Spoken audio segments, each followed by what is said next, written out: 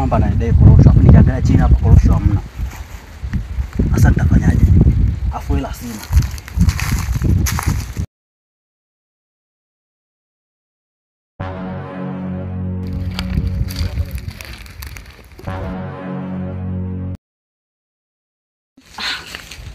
Sasa hapa kuna deki hapa nitakuwa nikakope hela.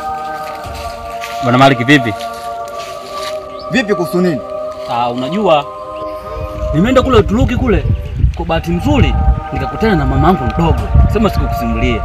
Kanipa hela. Uturuki? Uturuki. Uturuki mimi kuna nihusu nini? Na wewe mama yako mdogo mimi ananihusu nini? Mimi ninachohitaji korosho zangu. Sasa mjomba, ukija kwa shari na mimi nakuja kwa shari. Usinione hivi. Kwanza angalia kwanza mwili uogope. Mimi mjomba wako? Sasa wewe unajivunia nini sasa bwana ngekuza? Ina maana mimi nakudai, wewe unataka kuleta ujeuri. Sasa wewe kama unaweza amua chochote kile. Nishatangaza kwa kitambo unasemaje? Sasa wewe kuvua shati ndo nikuogope au? Ujio wangu sio wa vita. Na kama unaipenda vita, nenda kwenye mkorosho pale ukapigana naye. Sijui unielewa? Kumbe uje kwa vita. Sasa sema shida yako ni nini? Mimi ninachohitaji korosho. Na kama una korosho, unipe hela yangu. Haila hapo kwa sababu sina. Na unaona hali yenyewe hii, korosho hamna. Cha kufanya hapa subiri. Mtani kule pale kuna kuku sana wanapenda sana kuingia kwenye nyumba yangu. Nitamuiba mmoja. Kwani shilingi ngapi unaenda? Wewe si ulichukua shilingi 10,000 yangu? Nipe 10,000 yangu. Kama hauna, nipe korosho zangu.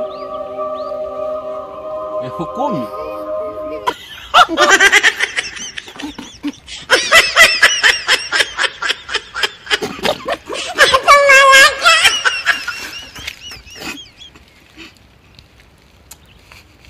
Wewe jamaa vipi?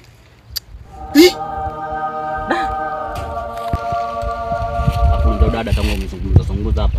Jua mimi nimekuelewa sana. Oya. Mimi nahitaji nikuoe njoo. Hizo dharau. Najua unaniona kama matako yako. Njomba, mimi nimekuelewa medio. Hapo unavuka mipaka. Tafadhali. Oa. Puuzi wewe.